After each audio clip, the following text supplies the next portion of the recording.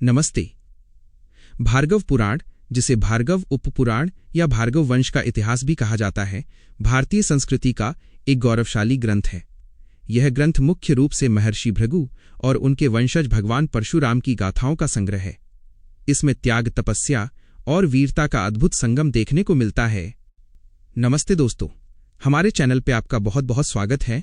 भारतवर्ष ऋषियों की भूमि है। इन ऋषियों में कुछ वंश ऐसे हुए हैं जिन्होंने इतिहास की धारा बदल दी।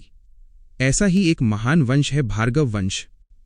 आज हम जिस ग्रंथ की बात करने जा रहे हैं वो है भार्गव पुराण। यह पुराण हमें बताता है कि कैसे एक ब्राह्मण वंश ने समय आने पर शस्त्र उठाए और धर्म की रक्षा की।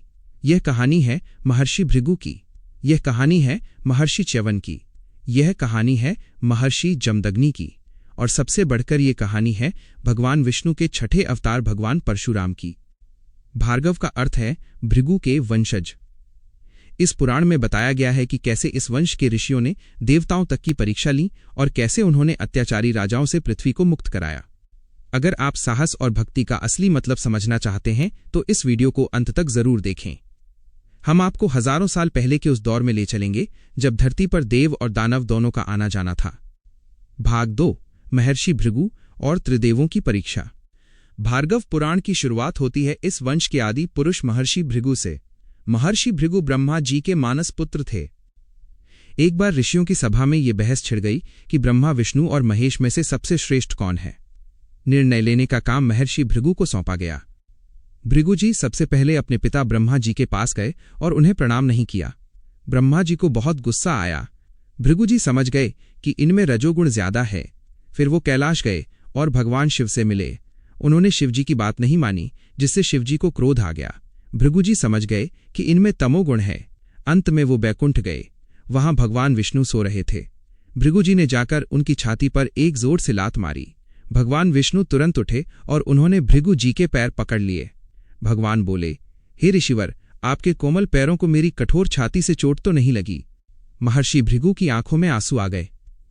उन्होंने घोषित कर दिया कि भगवान विष्णु ही सर्वश्रेष्ठ हैं, क्योंकि उनके अंदर सात्विक गुण और क्षमा है। इसी घटना से भृगु वंश की प्रतिष्ठा पूरे ब्रह्मांड में फैल गई। भाग 3, महर्षि च्यवन और सुकन्या की कथा। भृगु जी के पुत्र हुए महर्षि च्यवन। इनकी कहानी भार्गव पुराण का एक बहुत रोचक हिस्सा है। तपस्या और बांबी महर्षि च्यवन ने एक बार इतनी कठोर तपस्या की कि उनके शरीर पर दीमकों ने अपना घर यानी बांबी बना ली। केवल उनकी 2 आंखें जुगनू की तरह चमक रही थीं। एक दिन राजा शर्याती अपनी बेटी सुकन्या के साथ वन में आए। सुकन्या ने देखा कि मिट्टी के ढेर में 2 मणियां चमक रही हैं। उसने कौतूहल में आकर एक कांटा उन चमकती चीजों में चुभो दिया। अंदर से खून की धारा बह निकली। राजा को जब पता चला कि उनकी बेटी ने अनजाने में ऋषि की आंखें फोड़ दी हैं तो वो बहुत डरे। प्रायश्चित के रूप में राजा ने अपनी जवान बेटी सुकन्या का विवाह बूढ़े और नेत्रहीन ऋषि च्यवन से कर दिया। अश्विनी कुमार और च्यवनप्राश सुकन्या पतिव्रता थी और उसने बूढ़े ऋषि की बहुत सेवा की। देवताओं के वैद्य अश्विनी कुमार उनकी सेवा से प्रसन्न हुए। उन्होंने ऋषि च्यवन के लिए एक विशेष औषधि बनाई और उन्हें एक कुंड में स्नान कराया। बाहर निकलते ही ऋषि च्यवन एक सुंदर नवयुवक बन गए। वो औषधि आज भी च्यवनप्राश के नाम से जानी जाती है। ये कहानी हमें सिखाती है कि सेवा और समर्पण से बुढ़ापा भी जवानी में बदल सकता है। भाग 4, ऋचीक ऋषि और 1000 घोड़े। भार्गव वंश में आगे चलकर ऋचीक नाम के एक महान ऋषि हुए। उनका विवाह राजा गाधी की पुत्री सत्यवती से होना तय हुआ, लेकिन राजा ने एक कठिन शर्त रख दी। राजा ने कहा, मुझे दहेज में 1000 ऐसे घोड़े चाहिए जिनका शरीर चंद्रमा जैसा सफेद हो, लेकिन जिनके एक कान का रंग काला हो। ये लगभग असंभव मांग थी, लेकिन भार्गव वंश के ऋषि हार नहीं मानते। ऋचीक ऋषि भगवान वरुण के पास गए और उनसे प्रार्थना की। वरुण देव की कृपा से उन्हें वैसे ही 1000 घोड़े मिल गए। चरु का रहस्य और वंश परिवर्तन। ऋषि ऋचीक ने अपनी पत्नी सत्यवती और अपनी सास के लिए पुत्र प्राप्ति हेतु 2 अलग अलग चरु यानी खीर के बर्तन तैयार किए। एक में मंत्र था कि पुत्र शांत ब्राह्मण होगा और दूसरे में मंत्र था कि पुत्र पराक्रमी क्षत्रिय होगा। गलती से बर्तन बदल गए। माता सत्यवती ने वो खीर खा ली जो क्षत्रिय वाली थी। ऋषि ऋचीक ने कहा कि अब तुम्हारा बेटा ब्राह्मण होते हुए भी क्षत्रियों जैसा घोर कर्म करने वाला होगा। सत्यवती ने प्रार्थना की कि ऐसा न हो। तब ऋषि ने कहा, ठीक है बेटा, नहीं तो पोता ऐसा होगा। सत्यवती का बेटा जमदग्नि हुआ जो शांत था, लेकिन जमदग्नि का बेटा परशुराम हुआ जो महापराक्रमी और क्रोध का अवतार बना। उधर सत्यवती के भाई विश्वामित्र हुए जो क्षत्रिय होकर भी ब्रह्मर्षि बने। ये सब उसी खीर के बदलने का परिणाम था। भाग 5 जमदग्नि और रेणुका का पावन जीवन। ऋषि जमदग्नि और माता रेणुका का जीवन भार्गव पुराण का एक बहुत ही भावुक अध्याय है। कामधेनु गाय ऋषि जमदग्नि के पास देवराज इंद्र की दी हुई कामधेनु गाय थी। ये गाय जो मांगो वो दे देती थी। ऋषि का आश्रम बहुत सुंदर था। शेर और बकरी एक साथ पानी पीते थे। रेणुका का विचलन माता रेणुका रोज नदी से पानी भरने जाती थीं। वो इतनी पवित्र थीं कि वो कच्चे मिट्टी के घड़े में पानी ले आती थीं और पानी गिरता नहीं था। एक दिन नदी किनारे उन्होंने गंधर्वों को विहार करते देख लिया। एक पल के लिए उनका मन विचलित हो गया। उस दिन घड़ा टूट गया। जब वह खाली हाथ आश्रम लौटीं तो ऋषि जमदग्नि अपनी दिव्य दृष्टि से सब जान गए। भाग 6 भगवान परशुराम का जन्म और बाल लीला। इन्हीं जमदग्नि और रेणुका के घर भगवान विष्णु ने अपने छठे अवतार के रूप में जन्म लिया। उनका नाम रखा गया राम, लेकिन परशु यानी फरसा धारण करने के कारण वह परशुराम कहलाए। शिव की तपस्या बचपन से ही परशुराम जी के अंदर अपार शक्ति थी। उन्होंने भगवान शिव की घोर तपस्या की। भगवान शिव ने प्रसन्न होकर उन्हें अपना फरसा अस्त्र के रूप में दिया। उन्होंने परशुराम को युद्ध कला सिखाई। माता का वध और पुनर्जीवन। ऋषि जमदग्नि ने रेणुका के मन के विचलन पर क्रोधित होकर अपने पुत्रों को आदेश दिया कि अपनी मां का सिर काट दो।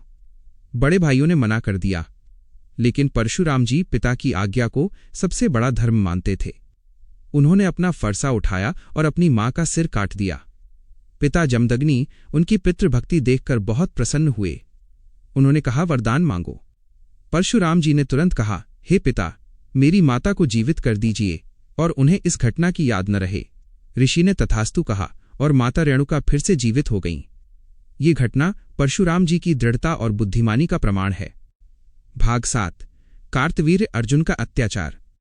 उस समय महिष्मती नगरी में कार्तवीर्य अर्जुन नाम का एक राजा राज करता था।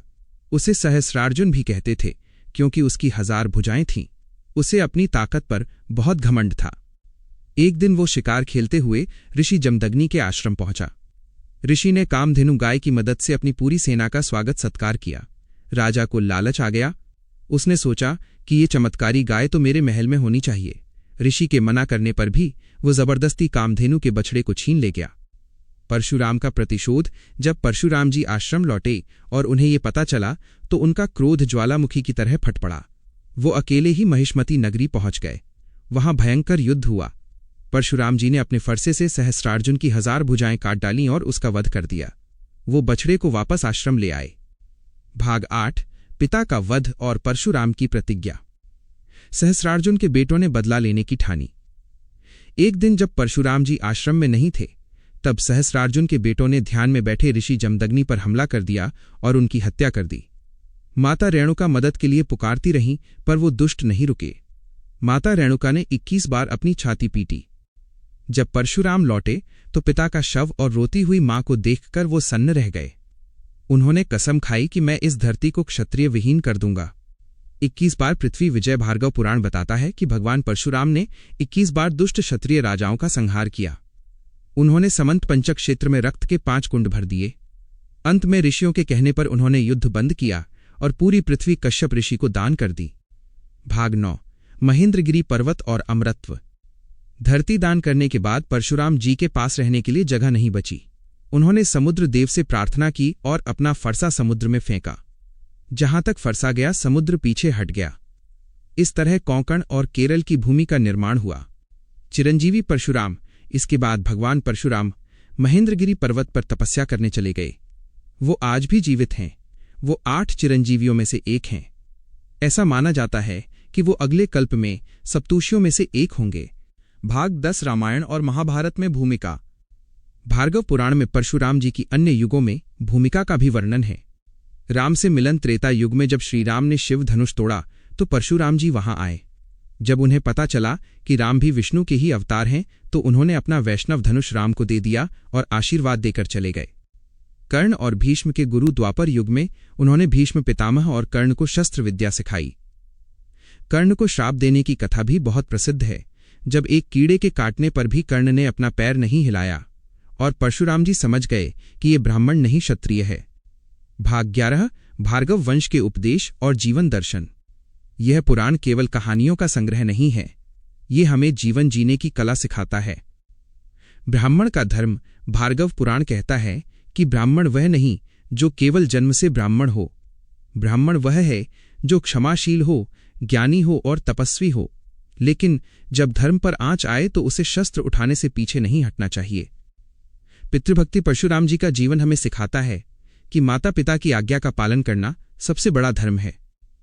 दान की महिमा पूरी पृथ्वी जीतकर भी परशुराम जी ने उसे अपने पास नहीं रखा, बल्कि दान कर दिया। ये हमें अनासक्ति यानी त्याग सिखाता है। भाग 12 उपसंहार और निष्कर्ष। तो दोस्तों, ये था भार्गव पुराण का एक विस्तृत सार। यह ग्रंथ हमें बताता है कि शक्ति का उपयोग हमेशा धर्म की रक्षा के लिए होना चाहिए। भृगु से लेकर परशुराम तक ये वंश हमें तेज और तप की राह दिखाता है। भगवान परशुराम का फरसा अन्याय के खिलाफ आवाज उठाने का प्रतीक है। माता रेणुका और जमदग्नि का जीवन गृहस्थ धर्म का उदाहरण है। आज के कलयुग में भी भगवान परशुराम महेंद्रगिरी पर तपस्या में लीन हैं और हमारी रक्षा कर रहे हैं।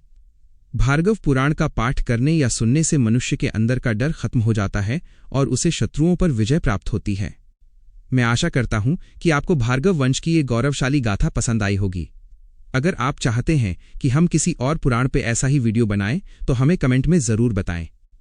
इस वीडियो को लाइक करें और अपने दोस्तों और परिवार के साथ शेयर करें ताकि वे भी अपने इतिहास को जान सकें। धन्यवाद। जय भगवान परशुराम। जय भार्गव वंश।